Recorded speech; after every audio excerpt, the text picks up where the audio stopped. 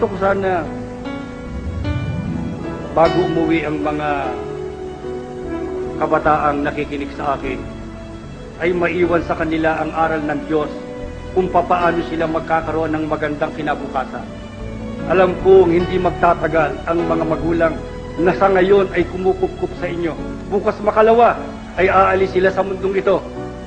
At sa panahong iyon, kayong mag-isa ang magdadala ng pasanin ng inyong buhay. Kaya't ngayon pa, maaga pa, paghandaan ninyo kung papaano kayo titindig pagdating ng panahong iyon. Sino ho ang pinapangakuan ng Diyos ng maunlad na kinabukasan, magandang kinabukasan sa hali ng mga anak? Pakinggan ninyo ang aral ng Diyos sa Efeso 6:1 hanggang 3. Mga anak, sundin ninyo ang inyong magulang alang-alang sa Panginoon, sapagkat ito ang nararapat. Tuloy. Igalang mo ang iyong ama at ina. Ito ang unang utos na may kalakip na pangako. Ganito ang pangako. Ano? Ikaw ay giginhawa Kita nyo? at lalawig ang iyong buhay rito sa lupa. Sino ho ang pinapangakuan ng Diyos ng magandang hinaharap, kaginhawaan at paglawig ng kanyang buhay? Siguro hindi napapansin ng iba ito. Pero sa Biblia ito unang utos na may pangako. Unang utos na may pangako. Sa makatwid, ang lahat ng utos ng Diyos may kalakip na pangako. Pero ang kauna-unahan na nilakipan niya ng pangako, ang utos, igalang mo ang iyong ama at ang iyong ina. Sundin mo ang iyong magulang kapag kang ipinatutupad sa iyo ay alang-alang sa Panginoon. Kaya kung tatanungin niyo ako, mga anak, mga kabataan, paano ho gaganda ang kinabukasan ko? Depende sa tratong ginagawa mo ngayon sa magulang mo. Pagka masama ang trato mo sa magulang mo, paglapastangan ka sa iyong ama at saka sa iyong ina, kakainin mo yan pagdating ng araw. Aanihin mo ang masamang kamalasan sapagkat susumpay ng Diyos ang lapastangan sa kanyang mga magulang.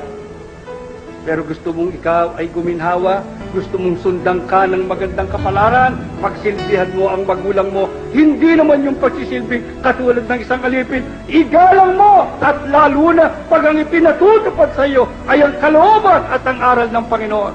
Ang hindi mo lang susundin, pagka ang magulang mo hinihikayat ka sa sumambat lumuhod sa ibang Diyos kung hindi mo siya kapanampalataya, yun. Hindi masamang salansangin mo yun sapagkat hindi siya ang sinasalangsang mo ron, kundi yung maling pananampalataya. Pero ang magulang mo ay Iglesia ni Cristo, pinalaki ka sa mga bagay ng Iglesia. Pero ayaw kang sumunod. Mga kapatid, tandaan ninyo, ako, pinag-aralan ko yung kasaysayan ng mga pamilya sa loob ng Iglesia. Wala pa akong nakita, wala pa na pinagpalang anak na lapastangan sa kanilang magulang. Wala ho. Hindi kayo ang nagbibigay ng kapalaran ng Diyos, tandaan nyo. Kahit na anong dulong ang marating ninyo, kahit na anong kaalaman ang mapunta sa inyo, pagka kayo binawian ng grasya ng Diyos, hindi kayo uunlad, hindi kayo magtatagumpay. Sana kasalalay ang pagtatagumpay. Pinagdidiinan ni Apostol Pablo, sundin mo ang iyong magulang, igalang mo ang iyong ama't ina. Yan ang unang utos na may pangako. Ang pangako, giginhawa ka, lalawig ang iyong buhay dito sa lupa. Kaya, ano po ang hinanakit ng Diyos sa ilan sa mga sambahayan na hindi ko gustong iwan ang mga talatang ito, sapagkat yung iba sa Diyos sila naghihinanakit pag nakikita nila ang kaawa-awang kalagayan ng tahanan, kaawa-awang kalagayan ng sambahayan. Kuminsan nakapaghihinanakit ang magulang, nasasabi niya sa Panginoon Diyos, bakit mo ginawa ito sa akin? Ang aking mga anak ay nagugutom, ang aking mga anak hindi ko mapapag-aral, ang mga may sakit hindi ko na maipagamot. Kami ay lumalawi sa kahirapan, bakit mo kami pinabayaan? Kung nakapagsasalita ng ganyan ang isang magulang o ang isang anak, pagka siya naghihinanakit sa Panginoon Diyos, ang Diyos man, meron ding hinahanap, meron din siyang hinanakit sa mga magulang, sa mga sambahayan. Ano po yan? Bakit ang iba'y hindi niyo pinagpapala? Ganito ang sabi sa 17 hanggang 18. Ganito ang sabi ng banal ng Israel, ng Panginoon mong sa iyo'y tumubos. Ako ay ang Panginoon ay iyong Diyos. Tuturuan kita para kaumunlad. Yeah. Papatnubayan kita saan ka man pumunta. Tuloy. Kung sinusunod mo lang ang mga utos ko, pagpapala sana'y dadaloy sa iyo. Parang ilog na di natutuyo ang agos. Ayan pa. Tagumpay mo sana ay sunod-sunod. Parang dating ng alon sa dalampasigan. Ano po ang sabi ng Diyos sa mga naghahanap ng kanyang kalinga? Sa mga naghihinanakit pagka hindi tumatanggap ng pagpapala. Ang sabi ng Diyos, ako ang nagtuturo para ikaw ay umunlad. Ako ang pumapatnubay saan ka man pumunta. Pero kaya kita hindi pinagpala, sinunod mo sana ang mga utos ko para ang pagpapala ay dumaloy sa iyo.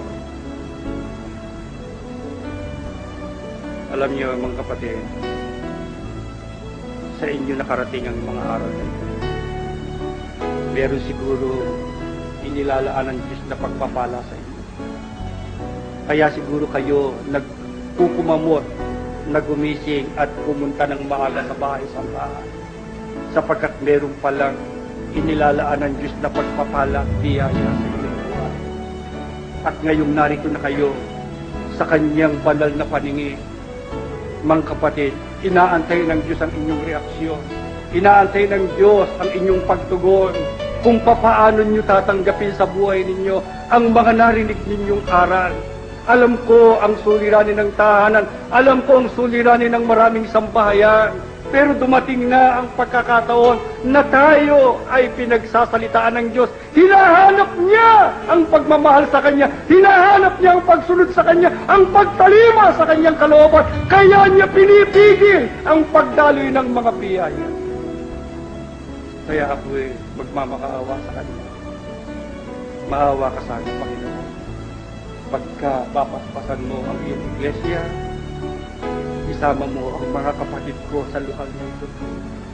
Tignan mo ang kanilang kalagayan. Hindi man sila magsalita sa iyo, batid mo ang suliranin ng bawat tahanan. Pero gusto nila amang makasunod sa iyo. Kaya nga sila pumasok sa iyong iglesia. Kaya nga nila tiniis ang pagtatakwil ng ama't ina na hindi nila kapanampalataya. Kaya nila tiniis ang lahat ng mga pag-uusig sapagkat mahal ka nila Ama. Gusto nilang pagsilbihan katigit sa lahat ay makasama ka pagdating ng dakilang araw. Kaya naman ngayon, hinihiling ko sa iyo, halika, babain mo ng basbas, unahin mo mga ama, ang mga amang naghahanap ng ikabubuhay. Mamaya lalakad na naman sila.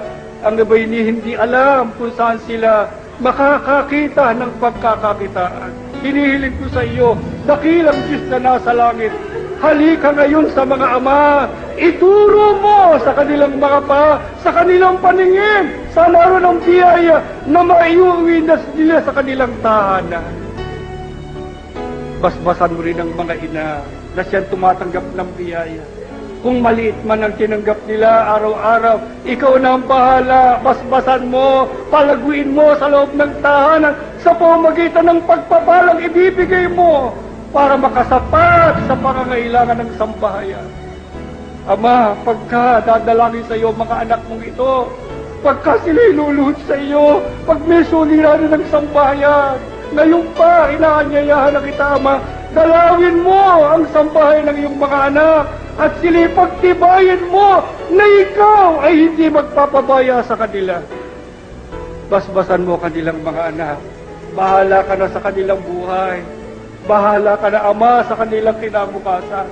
At ang mga anak na narito, ang mga magulang ay hindi pa Iglesia ni Cristo, ikaw ang kanilang magulang. Bahala ka na rin sa kanila. Tawagin mo ang mga magulang nila at sila'y tulungan mo na makapanindigan hanggang sa wakas. Tumayo kayo tayo mananalangin.